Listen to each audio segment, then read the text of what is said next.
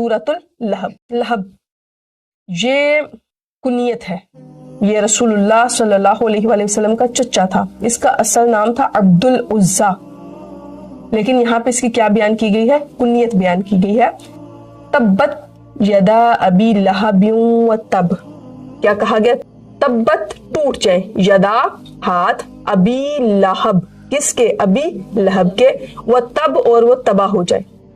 मा अगना नहीं काम आया, अनहु उसके, मालुहु उसका माल, व मा कसब और ना ही वो चीज इसके काम आई जो उसने कमाई थी। जो कुछ उसने दुनिया में किया था कुछ भी उसके काम नहीं आया।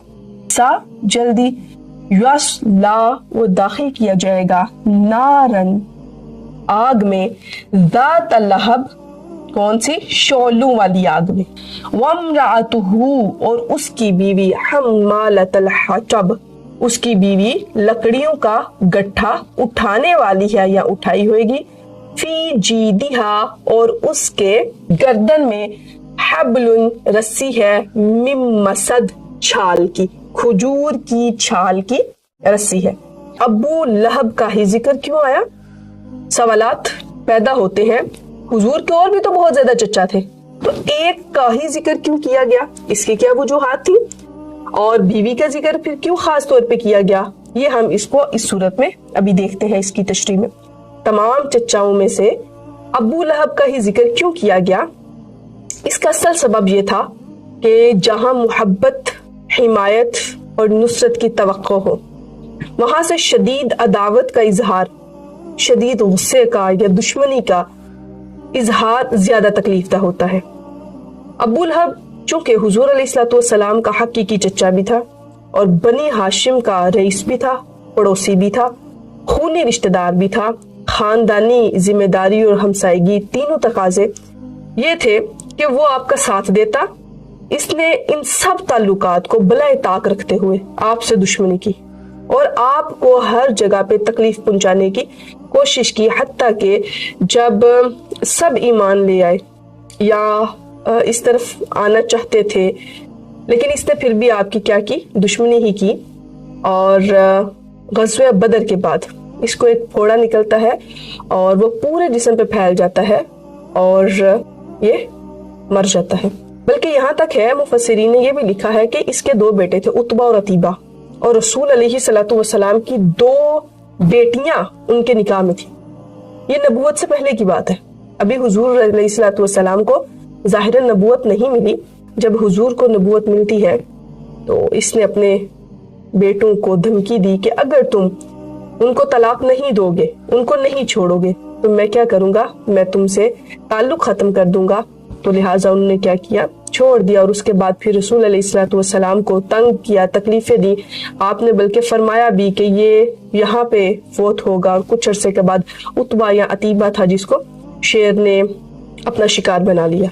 और ये इस्लाम दुश्मनी में इस हद तक बढ़ चुके थे, जो इसकी बीवी थी, रसूलुल्लाह पे कूड़ा फेंकना, ओजरी फेंकना, आपके राह में रोड़े अटकाना, कांटे बिछाना, ये इनका मामूल बन चुका था। हुजूर अलैहिस्सलाम को हर एतबार से तकलीफ देते थे।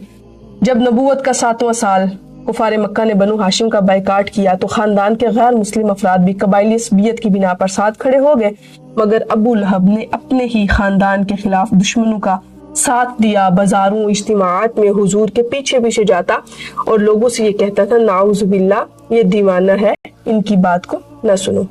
इसलिए इस सूरत को जब हम पढ़ते हैं तो हमें पता चलता है कि इसके अंदर जो जिक्र किया गया है वो अबू लहब का किया गया है। और ये भी कहा जाता है कि ये अबू लहब के लिए बद्दुआ थी।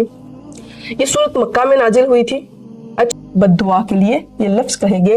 और ये भी रिवायात में आता है कि इसने अपनी उंगली उठाई थी हुजूर की तरफ, तो कहा गया तब्बत यदा अबी लहबियों व तब। अब यहाँ पे तब्बत यदा अबी लहबियों व तब 2 दफा तब का लफ्ज इस्तेमाल हुआ है ना।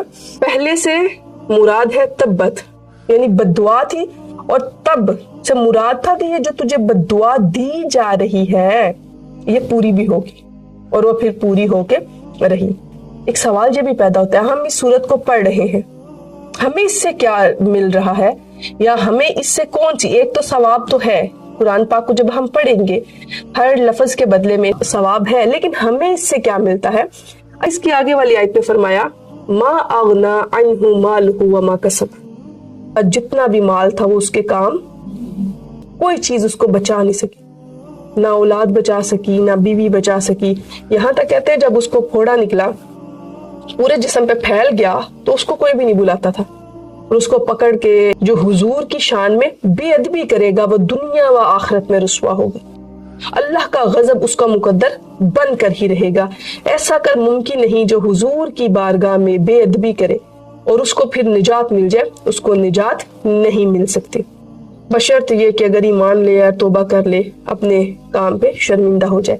یہاں پہ اس کی تشریح میں یہ بھی بیان کیا جاتا ہے کہ لہب اس کو اس لیے بھی کہا جاتا ہے کہ یہ خوبصورت بہت تھا، حسن کی وجہ سے شعلے کی طرح اس کا رنگ چمکتا تھا، اس وجہ سے بھی ابو لہب یہ کہلاتا تھا. بڑا امیر تھا، مالدار تھا، دولت سب کچھ تھا، لیکن کوئی چیز بھی اس کو بچا نہیں سکی، کچھ بھی ایسا نہیں جو اس کے کام آیا ہو.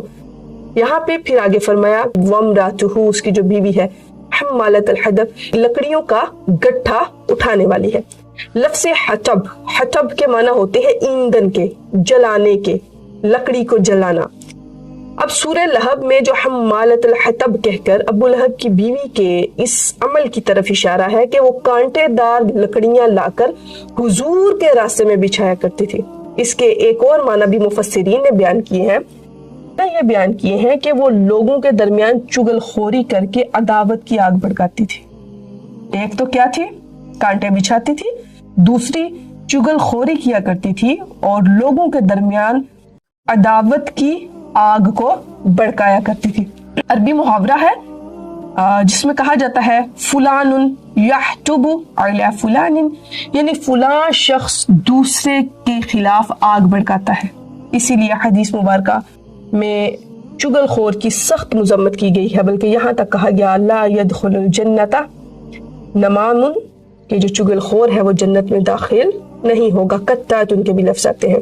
اسی کے ضمن میں مفسرین نے لکھا ہے، اور یہ روایت کعب اخبار سے بیان کی جاتی ہے کہ بنی اسرائیل میں قحط پڑ گیا، کھانے کے لیے کچھ بھی نہیں، تو حضرت موسیٰ علیہ السلام نے بارش کی دعا کی، مگر دعا قبول نہیں ہوئی. اللہ تعالیٰ نے فرمایا تم میں ایک چگل خور موجود ہے، اس کی وجہ سے دعا قبول نہیں ہو رہی. جب سب نے توبہ کی تو بارش نازل ہو گئی. اس واقعے سے اب ہمیں کیا پتہ چلا کہ چگل خوری کبیرہ گناہ ہے. اور فضیل بن عیاض رحمہ اللہ تعالی فرماتے ہیں 3 چیزیں نیک اعمال کو ضائع کر دیتی ہیں، غیبت، چغلی اور جھوٹ.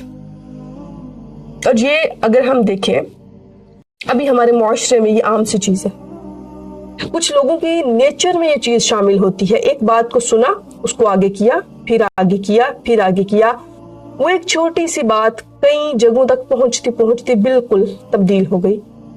لڑائیاں بھی ہوئی، جھگڑے بھی ہوئے، بات پلٹ کے واپس آئی، اور شاید اندر سے وہ چیز ہو ہی نہ، وہ بات نکلے ہی نہ جو بات کی گئی تھی یا جو وہ بن چکی تھی. اس لیے کوشش کریں کسی کی بات سنیں اس کا پردہ چاک نہ کرے. ویسے بھی حدیث مبارکہ میں آتا ہے کہ المجالس بالامانتی، کہ مجالس کی بات تو ویسے بھی امانت ہوتی ہے. 2 لوگوں کی 3 لوگوں کی گفتگو ہے، سنیں، خاموشی اختیار کریں، بلا ضرورت بات نہ کریں.